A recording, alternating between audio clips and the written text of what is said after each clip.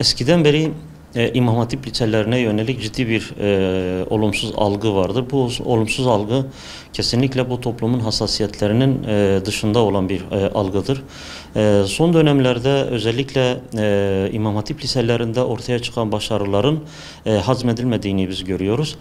Hazmedilmeyen bu başarıların dış mihraklar ve karanlık odaklar tarafından olumsuz bir algıya sebebiyet verecek şekilde bu sefer karalama kampanyalarına dönüştürülmeye çalışıldığını biz görüyoruz. Ancak biz şunu da görüyoruz ve bütün milletimizin dikkatinin de buna yöneltmesini istiyoruz ki bu sene LGS birincisi bir İmam Hatip Lisesi, İmam Hatip Ortaokulu mezunu olan bir bacımızdı, bir kız kardeşimizdi.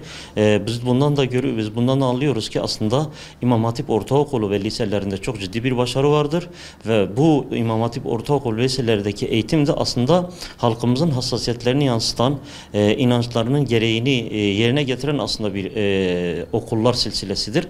Dolayısıyla bu okulların başarısının hazmedilmediği ortadadır. Saldırıların peşi sıra gelmesi ve özellikle olumsuz bir algıya sebebiyet verecek şekilde halkımızın kafasının bulandırılmaya çalışılması bunun tamamen karanlık odakların işi olduğunu ve dış mihrak destekli olduğunu da unutmamamız gerekiyor. Halkımıza ve özellikle yeni nesle genç kardeşlerimize şunu tavsiye ediyoruz. Kesinlikle İmam Hatip ortaokullarına devam ediniz. Onlara bu hususta başarılarınızı ortaya koyunuz ve burada verilen eğitimin aslında size uygun en uygun eğitim sistemi olduğunu, en uygun eğitim süreci olduğunu unutmayınız. Liselerde de aynı şekilde yoğun bir taleple bu hususta kardeşlerimizin buna devam etmesini istiyoruz. Zira dönüp baktığımızda bugün Cumhurbaşkanımızın bir İmam Hatip kökenli olduğunu biz biliyoruz. Aynı şekilde birçok bakanın ve devlet bürokrasisinde birçok insanın aslında İmam Hatip mezunu olduğunu biz rahatlıkla görebiliyoruz. Dolayısıyla aslında